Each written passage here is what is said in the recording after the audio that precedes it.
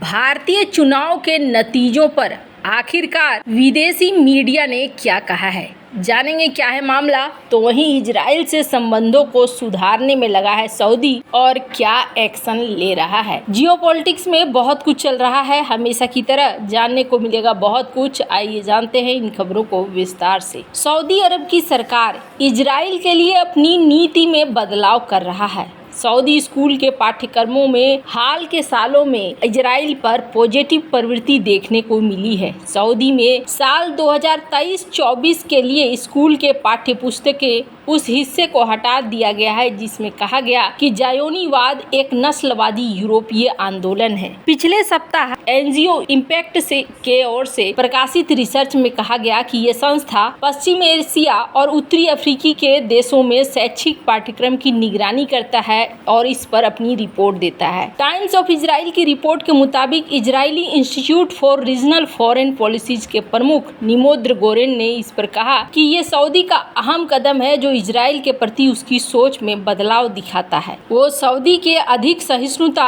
और खुलेपन को दिखलाता है। सऊदी ने इजराइल को शत्रु राज्य के रूप में पाठ्यक्रम से हटा दिया है। हालांकि इजरायली कब्जे के संदर्भ में अभी भी किताबों में है। पाठ्यक्रम अभी भी फलस्तीन के लिए सऊदी अरब की प्रतिबद्धता को रेखांकित करता है। रिपोर्ट में बताया गया कि सऊदी किताबों में इजराइल का नाम अभी भी मानचित्रों पर दिखाई नहीं देता है, लेकिन फिलिस्तीन नाम अब हटा दिया गया है। पहले पूरे इजरायली क्षेत्र को फिलिस्तीन ही दिखाया गया था। गोरेन ने 2020 में अब्राहम समझौते के ढांचे में दो खाड़ी राजतंत्रों के साथ स्थापित राजनयिक संबंधों का संदर्भ देते हुए कहा कि ये दिखाता है कि अगर सऊदी सामान्यीकरण की तरफ बढ़ रहा है तो ये सब यूएई और बहरीन के मॉडल की तरह कर रहे हैं। गोरेन कहते हैं कि संयुक्त अरब अमीरात और बहरीन के साथ सांस्कृतिक सहयोग लोगों के बीच संपर्क में बदल गए हैं। सऊदी अरब का क्रमिक उद्घाटन लगभग एक दशक पहले हुआ था। ये प्रक्रिया वैसी ही है जैसे यूएई और बहरीन अब्राहम समझौते से पहले दशक में रहे थे, एक बहुत धीमी जो सहिष्णुता और जुड़ाव के सामान्यीकरण को दर्शाता है। इसे सार्वजनिक धारणा के संदर्भ में और अधिक नियमित बनाती है। इजराइल के प्रति सऊदी दृष्टिकोण में कुछ सबसे नाटकीय परिवर्तन धार्मिक क्षेत्र और यहूदी दुनिया के साथ संबंधों में हुए हैं। 2022 में अमेरिकी यहूदियों के एक प्रतिनिधिमंडल ने राज्य का दौरा किया और इजराइल संचार मंत्री श्लोमो करी ने कुछ ही दिन पहले रियाद में प्रार्थना सभा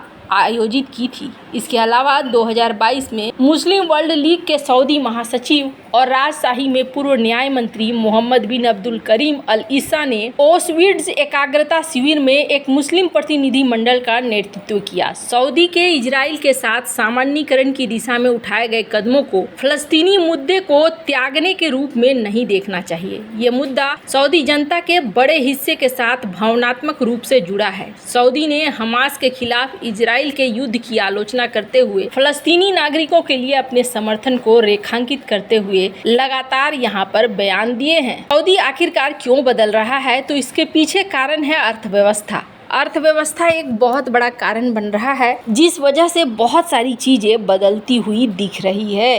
भारत में हुए लोकसभा चुनाव 2024 के नतीजे काफी हद तक साफ हो गए हैं। भाजपा और सहयोगी दल बहुमत के 272 के आंकड़े को पार कर गए हैं। अंतर्राष्ट्रीय मीडिया भी भारतीय चुनाव पर रिपोर्ट कर रहा है। दुनिया के कई देशों के मीडिया ने चुनाव नतीजे पर कमेंट किया है। बीबीसी न्यूज ने कहा है कि नतीजों में मोदी को बड़ी चुनावी जीत की उम्मीद धूमिल हुई। यूके से स्काई न्यूज ने कहा है कि बीजेपी का प्रदर्शन उम्मीद के मुताबिक नहीं रहा। दूसरे देशों से भी चुनाव नतीजे को लेकर प्रतिक्रिया आ रही है। सीएनएन ने अपने रिपोर्ट में कहा कि दुनिया की सबसे बड़ी डेमोक्रेसी में सत्ताधारी भाजपा की निगाहें तीसरी सरकार बनाने पर है। अखबार कहता है कि विवादों के बावजूद नरेंद्र मोदी भारत के लोकप्रिय नेता हैं। पाकिस्तान का अखबार डॉन लिखता है कि नरेंद्र मोदी के नेतृत्व वाले गठबंधन को स्पष्ट बहुमत है, लेकिन विपक्षी दलों का भी शानदार प्रदर्शन रहा है। बीबीसी इंग्लिश ने कहा कि भारत में चुनाव नतीजों में भाजपा की बड़ी जीत की उम्मीदों को झटका लगा। निकी एशिया कहता है कि नरेंद्र मोदी बहुमत की ओर, विपक्षी दलों का गठबंधन पिछड़ा।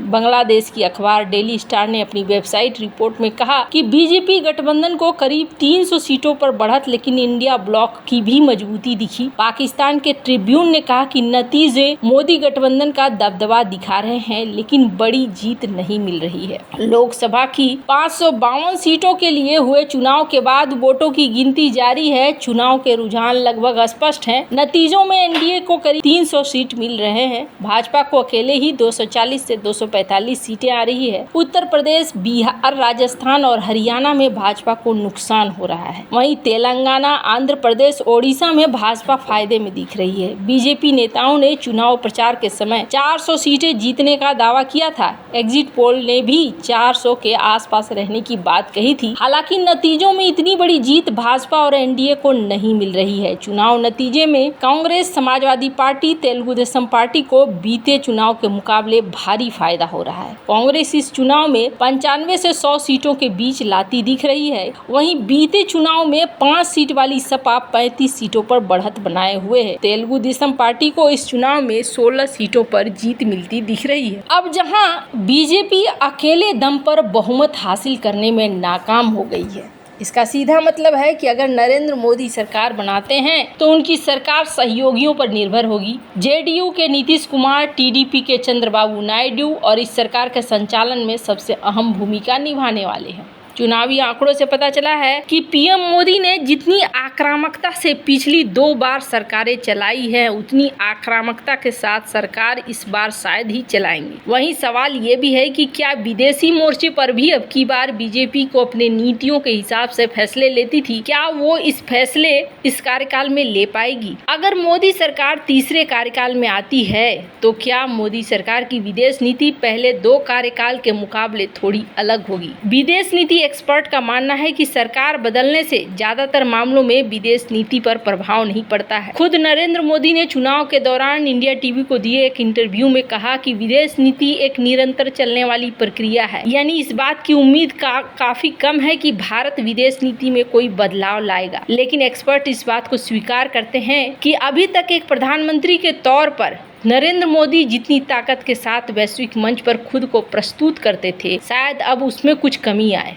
साथ ही दुनिया में एक संदेश गया है कि प्रधानमंत्री मोदी इस बार अपने घर में उतने ताकतवर नहीं हैं। जब नरेंद्र मोदी 2014 में प्रधानमंत्री बने थे, उस वक्त भारत और दुनिया की 10वीं सबसे बड़ी अर्थव्यवस्था थी, लेकिन ये 5वीं सबसे बड़ी इकोनॉमी है। 10 मार्च को सरकार ने यूरोपीय मुक्त व्यापार संघ के साथ समझौते पर हस्ताक्षर किया। 15 मार्च को दुनिया की अग्रणी वाहन कंपनियों के लिए भारतीय बाजार खोलने की एक नई नीति बनाई। भारत सरकार ने 16 मार्च की समय सीमा से पहले 3 सेमीकंडक्टर परियोजनाओं को लॉन्च किया। नई सरकार बनने के बाद आर्थिक गतिविधियों की ये झड़ी जारी रह सकती है। कथित तौर पर मोदी ने अपने मंत्रिमंडल में तीसरे कार्यकाल के लिए एक महत्वाकांक्षी 100 दिवसीय एजेंडा विकसित करने को कहा है। बीजेपी के चुनाव घोषणा पत्र और अन्य संकेतों का आकलन करते हुए मोदी 3.0 में भी आर्थिक विकास को जारी रखने की कोशिश करेंगे। डिजिटल इंफ्रास्ट्रक्चर को आगे बढ़ाने पर भारत का जोर रख सकता है।